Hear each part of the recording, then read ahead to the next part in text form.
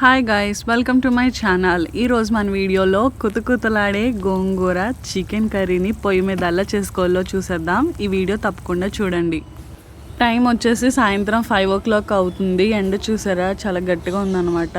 ఇది వచ్చేసి మొగల్తూరు దగ్గర ఉన్న ముత్యాలపల్లి విలేజ్ దగ్గర.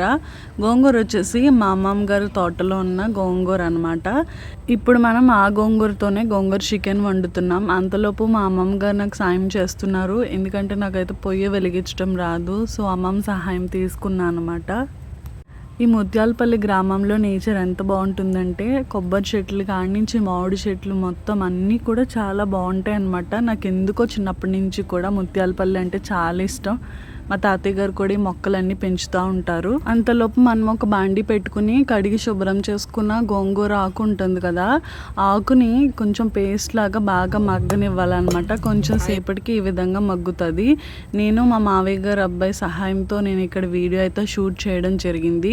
గోంగూర బాగా మగ్గింది కదా, ఇప్పుడు ఆ బాండి తీసేసుకుని ఇంకొక బాండి పెట్టుకుని ఆయిల్ వేసుకుని ఆనియన్స్ ఇంకా పచ్చిమిర్చి కూడా వేసుకుని తగినంత ఉప్పు ఇంకా పసుపు వేసి బాగా మగ్గనివ్వాలి.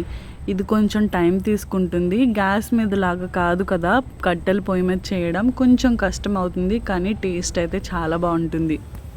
ఆనియన్స్ బాగా మగ్గుతున్నాయి. ఈ టైంలో మా అమ్మమ్మ వాళ్ళ ఇంటి దగ్గర ఉన్న ఆనపకాయ పాదు చూడండి, భలే కాసింది కదా. చెట్ల మధ్యలో ఇలా వంట చేస్తుంటే ఆ ఫీలింగ్ వేరుంటుంది. సొంత కాయగూరల టేస్ట్ చాలా బాగుంటుంది కదా. అలానే మా అమ్మమ్మ వాళ్ళ గోంగూరతో నేను కర్రీ చేయాలని అనుకున్నాను అనమాట. సో 5:30కి స్టార్ట్ చేసాము, 6 అయిపోయింది. సో సన్లైట్ కూడా చాలా తగ్గిపోయింది.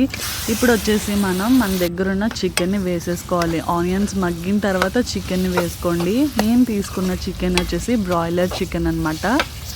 ఇప్పుడు ఈ చికెన్ కూడా బాగా మగ్గనివ్వాలి. మగ్గిన తర్వాత కొంచెం అంటే కొంచెమే అల్లం వెల్లుల్లి పేస్ట్ వేయాలి. వేసిన తర్వాత తగినంత కారం, దాంతోపాటు గరం మసాలా పౌడర్స్ కూడా వేసేసుకుని బాగా మగ్గనివ్వాలి. చికెన్కి అంతా పట్టేలాగా బాగా మగ్గనివ్వాలి. చూసారా ఆయిల్ పైకి తేలింది. ఈ టైంలో మనం ముందుగానే రెడీ చేసి పెట్టుకున్న గోంగూర పేస్ట్ని దీంట్లో వేసేసుకుని బాగా మిక్స్ చేయాలి. నన్ను నమ్మండి, ఎవరన్నా పులుపు బాగా తినేవాళ్ళు ఉంటే కనుక ఈ గోంగూర చికెన్ తినండి. నాన్ వెజ్ లవర్స్కి బెస్ట్ రెసిపీ అనమాట. వాటర్ వేసిన తర్వాత కొంచెం సేపు మగ్గాల్సి ఉంటుందన్నమాట.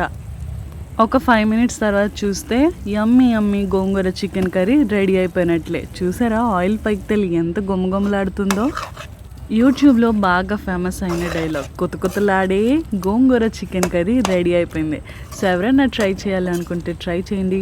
Subscribe to my channel.